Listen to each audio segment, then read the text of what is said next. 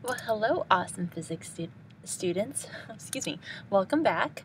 So, we have talked about constant velocity, and now we are going to talk about acceleration. So, let's go back to our little toy fire truck.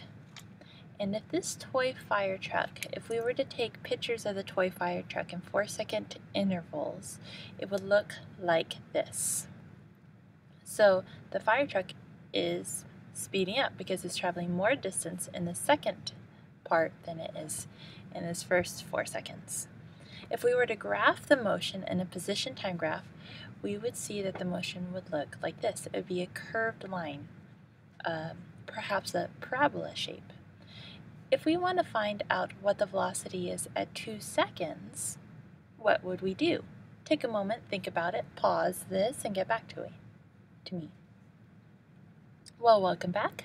Let's see what you guys thought, or see if you are right.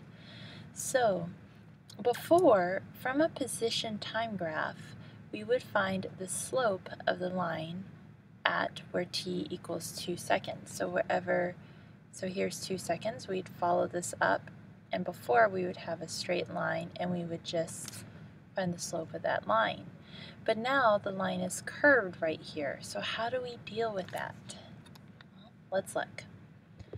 So if we go at 2 seconds, we have to draw a tangent line. So we draw a line that just hugs the curve at 2 seconds, and the slope of this tangent line gives us our velocity. And for us, we will have to use our graph, so use the units of the graph and our best drawn tangent line to approximate the slope.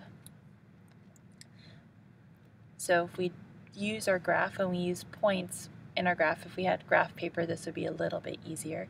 We do rise over run. The rise is our change in position or our displacement, and our run would be change in time. So slope is rise over run, change in x over change in time is our instantaneous velocity. But why do we use a tangent line? Well, let's zoom in. So if we zoom in on this little part of the graph looks a little bit straighter, but still kind of curved. So let's zoom in at 2 seconds again. So notice instead of going from 0 to 4 seconds, we went from 1.5 to 2.5 seconds. So we're going to zoom in even more. So we're only going from 1.9 seconds to 2.1 seconds. So we're zooming in quite a lot. It looks like a very straight line.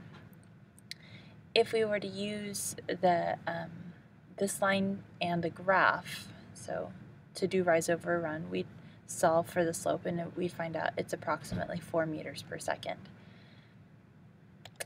So if we extend this line out in both directions and then zoom out, we will see that we get our tangent line. Isn't that cool? So consider the following statement. Change in x over change in time gives us the velocity for an interval. If we want the velocity at just one instant, would we divide that position of that instant by the time at that instant? So x over t. Think about that for a second, answer it, and come back.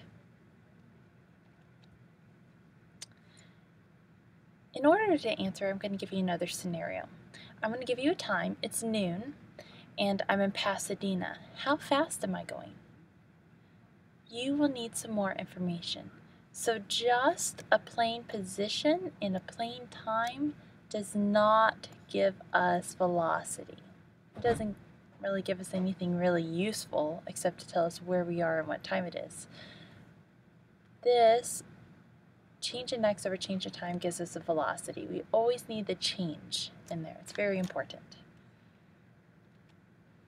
So instantaneous velocity, or velocity at any instant, is always a change in position. Usually we're doing x. We're going to bring in y pretty soon here, up and down. So x is side to side. And if we're doing for very small t's like I just showed you, that would be our instantaneous velocity. Okay, well, until our next video, have a wonderful afternoon.